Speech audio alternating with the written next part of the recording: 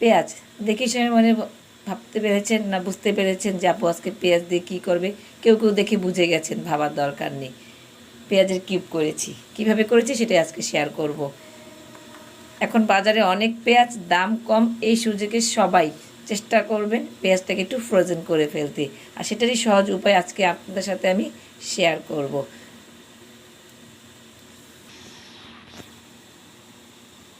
আসসালামু আলাইকুম, সবাই কেমন আছেন? আশা করি সবাই ভালো আছেন। আলহামদুলিল্লাহ আমিও ভালো আছি। চলে আসলাম পেঁয়াজ ডিপ ফ্রিজে সংরক্ষণ করার সহজ রেসিপি নিয়ে নিই।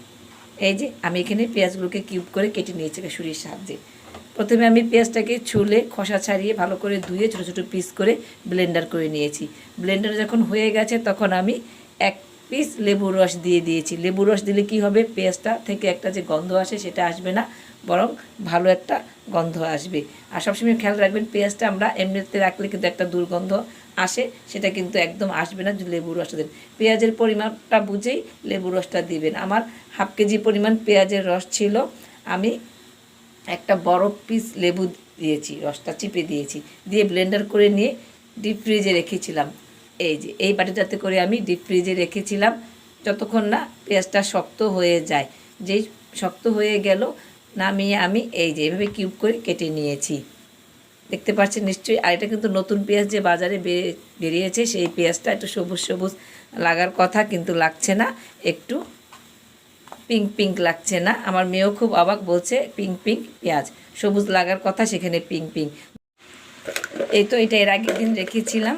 আমি যখনই সুযোগ পাই তখনই পেঁয়াজটা ফ্রোজেন করে রেখে দিই, কারণ বাজারে এখন পেঁয়াজটা একটু সস্তা যাচ্ছে আর নতুন পেঁয়াজ। তো এটার মধ্যে আমি বাকি আজকে যে করেছি সেটাও রেখে দিব। পেঁয়াজটা যখন একটু শক্ত হয়ে আসবে, একটু না মোটামুটি ভালো শক্ত হবে, তখনই নামিয়ে একটা ছুরির সাহায্যে কেটে পিস পিস করে নেবেন, অনায়াসে রাখতে পারবেন। এই যে এটাও ঢেলে দিলাম, সব আমি একটা বড় জারে করে রেখে দিচ্ছি। যখন প্রয়োজন হবে, অনেকের প্রশ্ন আসতে পারে যে আপু এভাবে রাখলে হবে না, কিউব করে কেটেই রাখতে হবে বা পিস পিস করে কেটেই রাখতে হবে।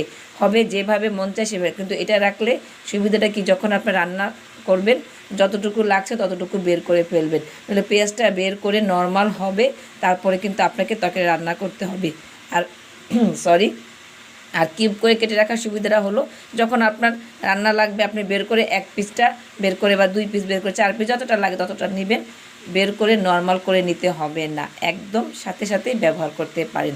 তো শিখিয়ে দিলাম কিভাবে সহজ উপায় সহজভাবে পেঁয়াজ ফ্রিজে সংরক্ষণ করবেন এবং রান্নার সময় কোনো ঝামেলা ছাড়াই পেঁয়াজটা দিয়ে তরকারি রান্না করতে পারবেন। আর পেঁয়াজটা আমাদের নিত্যদিন লাগে, এমন একদিনও নেই যে লাগে না, একদম সহজে শিখিয়ে দিলাম।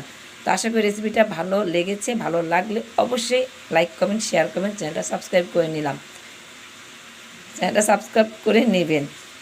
তো আমি এরকম আরও কিছু রেসিপি নিয়ে আসব, আমার সাথেই থাকবেন, পাশেই থাকবেন। আমি এরকম অনেক রেসিপি নিয়ে আসব, নতুন নতুন একটু ইউনিক ইউনিক, যেন আপনাদের সহজ হয়। সামনে রোজার মাস আসছে, হাতে সময় কম থাকবে, তখন এই পেঁয়াজটা যদি এরকম রেডি থাকে তাহলে কিন্তু আর কোনো সমস্যাই হবে না, অনায়াসে করে ফেল। লাইক কমেন্ট শেয়ার করতে ভুলবেন না, দয়া করে প্লিজ রিকোয়েস্ট থাকবে, অবশ্যই লাইক দিবেন, অবশ্যই কমেন্ট করবেন, শেয়ার তো করবেন আপনাদের বন্ধু ও পরিবারের মধ্যে।